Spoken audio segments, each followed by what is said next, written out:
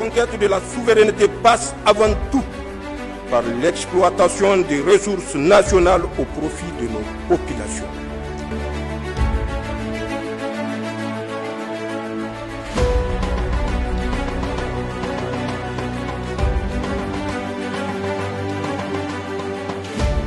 Suite de cette édition dans le but de contribuer à la lutte contre la consommation et la commercialisation de la chicha, la division de la protection des mineurs et des femmes appelle la population à s'intéresser à ce phénomène qui constitue un réel problème de santé publique. Le reportage est signé Issa Ousmane Mohamed et Abdoulaye Hamidou. C'est pour faire respecter la loi dans toute sa rigueur que la division de la protection des mineurs et des femmes et la direction de la sécurité publique ont mené le 28 juin passé une opération de grande envergure dénommée Coup de poing Chicha dans plusieurs quartiers et endroits de la ville de Niamey. Il s'agit plus particulièrement des sites de consommation et de vente des produits de chicha. Un produit nocif dont la consommation et la vente dans les établissements et autres lieux publics est interdite par un arrêté du gouverneur de la ville de Niamey. Avec l'avènement de la chicha, beaucoup de jeunes ont sombré dans la délinquance. C'est un nouveau phénomène, une mode pour les jeunes qui se retrouvent autour d'une table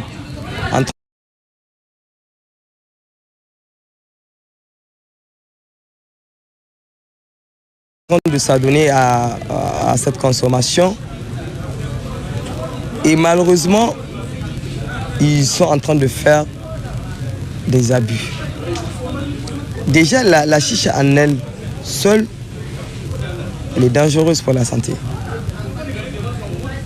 Hormis ça, ils font aussi des rajouts de stupéfiants, notamment les drogues, où l'enfant se retrouve dans un état vraiment pas agréable.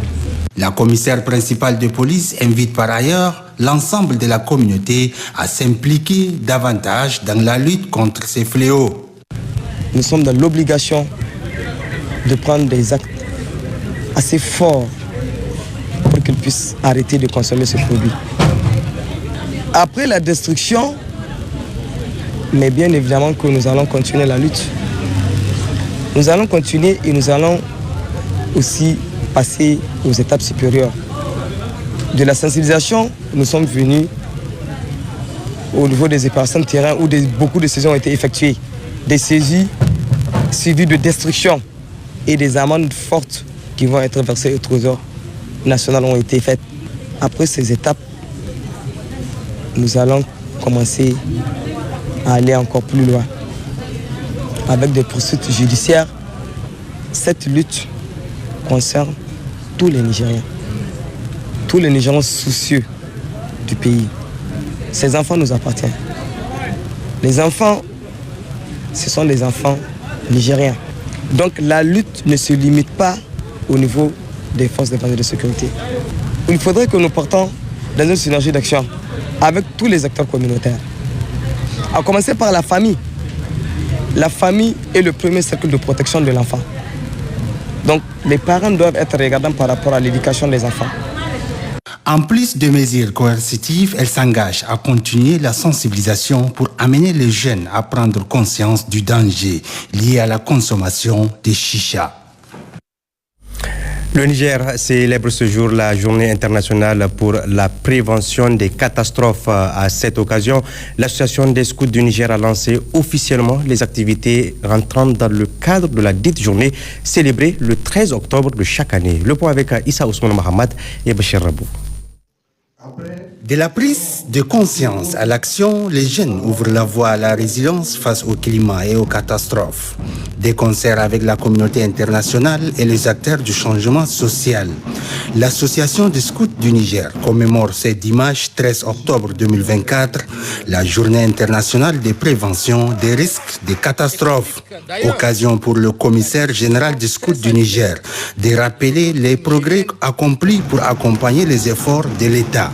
Il s'agit notamment de la signature d'une convention de collaboration avec le ministère de l'Action humanitaire et de la gestion des catastrophes, l'organisation des camps chantiers nationaux de solidarité, l'organisation des émissions publiques avec la radio Scout FM, les campagnes nationales de sensibilisation des populations vivant dans les zones inondables, l'assistance des populations victimes des inondations, l'assainissement des établissements scolaires pour mieux préparer la rentrée scolaire 2024-2025, je voudrais adresser notre profonde gratitude à l'UNICEF, dont l'appui financier et technique nous a permis d'organiser cette activité. Cette cérémonie qui marque le lancement officiel des activités rentrant dans le cadre de la Journée internationale de prévention des risques des catastrophes a été rehaussée par la présence de l'administrateur délégué de la ville de Niamey.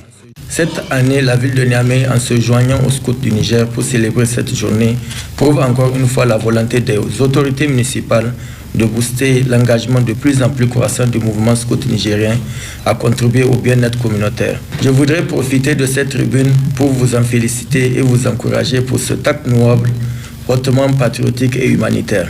Cette année, l'accent est mis sur le rôle de l'éducation dans la protection et l'autonomisation des enfants pour un avenir sans catastrophe, placé sous le thème « Donner à la prochaine génération les moyens de construire un avenir résilient ».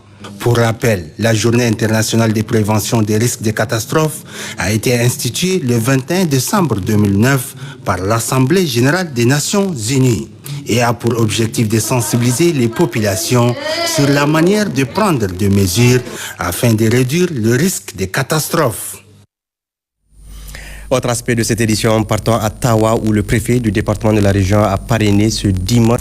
Soyez les bienvenus dans cette édition, je l'annonçais en titre. Demain, 14 octobre 2024, la communauté internationale célèbre la journée mondiale de la normalisation. Une journée qui a pour thème une vision commune pour un monde meilleur. À cette occasion, le ministre du Commerce et de l'Industrie a livré un message pour rendre hommage aux agents qui élaborent les accords techniques publiés sous forme de normes et les efforts de l'État dans la normalisation à travers l'Agence nigérienne de normalisation de métrologie et de certification ANMC. Le point avec Jocelyne Amoussou et Youssouf Samela. La journée mondiale de la normalisation vise à mettre en valeur l'importance des travaux des normes et s'appesantir sur les concertations de milliers d'experts du monde entier qui élaborent les accords techniques publiés sous forme de normes. Dans son message, le ministre du Commerce et de l'Industrie revient sur la pertinence du thème de cette journée. En effet, les objectifs de développement durable qui visent à atténuer les inégalités sociales, à développer une économie durable et à freiner les changements climatiques sont extrêmement ambitieux. L'atteinte de ces objectifs exigera la coopération de nombreux partenaires des secteurs publics et privés, les associations des consommateurs et le recours à l'ensemble des outils disponibles, y compris les normes nationales, normes internationales et l'évaluation de la conformité. Il s'agit, selon le ministre, de travailler de concert pour offrir des solutions concrètes pour une meilleure valorisation du système de normalisation. Nous faisons donc front commun pour œuvrer ensemble à accélérer la réalisation du programme mondial à l'horizon 2030 en mettant les normes au service des ODD avec une vision commune pour un monde meilleur. Il y a lieu de souligner que cette année, notre pays a franchi une étape décisive de normalisation dans une vision globale de la protection du consommateur et de rendre les producteurs nationaux compétitifs pour les marchés, comme l'atteste la vision du président du Conseil national pour la sauvegarde de la patrie, chef de l'État, son Excellence le général de brigade Abdrahman Chani, et de son Excellence Ali Mohamed Lamine Zen, Premier ministre. À cet effet, j'invite les industries, les opérateurs économiques, les associations des consommateurs, la société civile, les professionnels de la santé, les chercheurs, pour ne citer que ceux-là, au vu des enjeux économiques et sociaux dans ce système de globalisation, à intégrer à travers les normes la chaîne des valeurs mondiales de manière à tirer les meilleurs profits des accords commerciaux. Cette année, l'Agence nigérienne de normalisation de météorologie et de certification ANMC organise une conférence débat sur la normalisation et les ODD. Aussi, dans son message, le ministre du Commerce et de l'Industrie invite toute la population à s'imprégner des recherches du Centre de documentation normative de l'Agence nigérienne de normalisation, de métrologie et de certification ANMC, créée par l'État le 26 juillet 2019. Le préfet du département de Falmey poursuit activement sa mission de sensibilisation des couches socio-professionnelles, notamment agriculteurs et éleveurs, sur la cohabitation pacifique, la sécurité des personnes et de leurs biens et les préparatifs de la rentrée scolaire. Il a échangé ce matin avec les populations de la commune rurale de Guilagué. Le point avec Ali Hashimou et Haris Garba. La gestion de conflits entre acteurs ruraux, la sécurité des personnes et leurs biens, ainsi que les préparatifs de la rentrée scolaire constituent les points saillants de cette mission de sensibilisation de communautés rurales conduite par le préfet du département de Falmey. Permettez-moi de vous transmettre les plus vives salutations des plus hautes autorités de notre pays, singulièrement celle du président du général de brigade Abdraman Tiani et celui du premier ministre, son excellence Lamine Zen, pour les multiples efforts que vous déployez dans le cadre de l'accompagnement aux actions du gouvernement. Cette rencontre de Guilagué vise à sensibiliser les acteurs ruraux, notamment vous les agriculteurs et éleveurs de Guilagué, pour une bonne cohabitation entre les agriculteurs et les éleveurs, mais aussi entre les agriculteurs eux-mêmes. Nous voulons aussi demander votre appui pour la réussite de la prochaine rentrée scolaire dans le département de Falmey. Avant de terminer mon propos, j'en appelle à tous de prier pour la paix, la quiétude sociale dans notre pays et dans tout l'espace AES. Auparavant, l'administrateur délégué de Guilagué Falmey, l'adjudant-chef Alou Harouna, le secrétaire général de la préfecture de Falmey, Ahmed Mahamadou, ainsi que les responsables des forces de défense et de sécurité et cadres départementaux en charge du développement rural ont pris la parole pour expliquer aux populations les biens fondés de cette mission, exhorter au passage les chefs de quartier, des hameaux et tribus au respect strict de la chose jugée et à plus de bonne collaboration et entente mutuelle. Et puis le village de Louloudjé, situé dans le département de Boboy, région de Dosso, a organisé hier la 4e édition du Mauloud de la dite localité. Autour du cheikh Mahamadou Lawali Oumarou, ils étaient nombreux, les fidèles et les oulémas venus de plusieurs localités pour participer et prier en communion pour la paix et la culture sociale au Niger. Le compte rendu est signé Hassoumi Abdoulaye et Abdelrahman Jean. Situé à une centaine de kilomètres de Niamey, dans la commune urbaine de Bringaouré, le village de Louloudjé est resté éveillé toute une nuit à travers les prêches, les invocations, les zikrs et les prières collectives, commémorant ainsi la 4e édition du Maulid de cette localité voisine de la commune rurale de Tchota. Une rencontre annuelle qui gagne de plus en plus en notoriété grâce à sa bonne organisation. En témoigne la présence de nombreux invités venus du Nigeria, du Maroc et de plusieurs localités environnantes.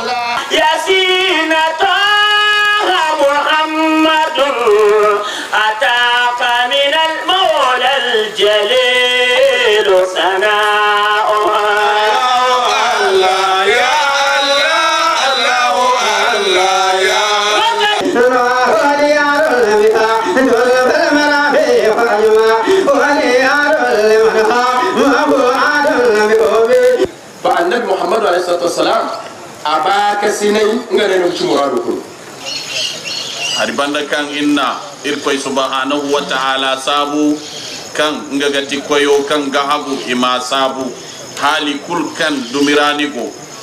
Dans le message qu'il a livré en langue nationale pour mieux imprégner les populations locales, le préfet du département de Boboy a, au nom du président du Conseil national pour la sauvegarde de la patrie, chef de l'État, le général de brigade Abdraman Tiani, du premier ministre Lamine Zen Ali Mahaman et du gouverneur de la région de Dosso, le général de brigade Hiro Oumarou, remercié tous ceux qui ont effectué le déplacement à Louloudjé pour commémorer la nuit consacrée à la naissance du saint prophète Mohammed.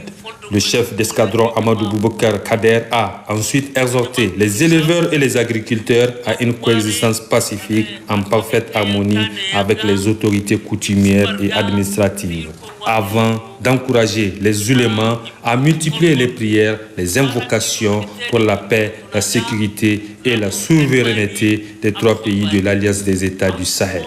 Les mêmes conseils, les mêmes doléances pour le Niger, ses populations et ses vaillantes forces de défense et de sécurité ont été énumérés tour à tour par les ulémas. Chacun est allé par sa manière pour implorer la compétence de continuer dans le même élan pour accompagner les nouvelles autorités du Niger dans le combat pour la souveraineté totale du Niger. Ainsi, le village de Louloudjé a célébré la 4e édition du Mawlid dans la communion des cœurs et des esprits. Clôture hier également à Tessawa des manifestations entrant dans le cadre de la commémoration de la naissance du prophète Mohammed, paix et salut sur lui, avec une grande parade organisée par les écoles coraniques de Tessawa en présence notamment des autorités administratives et coutumières. Le point avec Hassan Dantahi et Nafi Alhaj.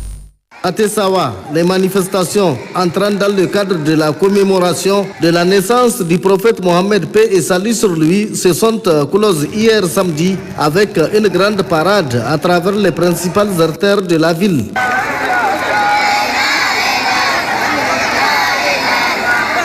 Dixième du genre organisé ici à Tessawa, cette parade a mobilisé hommes, femmes, jeunes et moins jeunes qui se sont défilés devant le chef de canton Mohamed Mansour Kanamegizo qui a passé en revue toutes les écoles de la confrérie Toujania qui compte son entité et celle des environs. Ici à Tessawa est la plus grande mobilisation sociale de l'année car elle regroupe la majorité des écoles coraniques. Ça fait 10 ans que les populations commémorent la fin du Mawlid de cette façon-là et ça permet quand même aux populations, plus particulièrement aux femmes et aux enfants qui sont majoritaires dans ce défilé-là, de sortir et de montrer leur adhésion à la cause et aussi à la religion musulmane.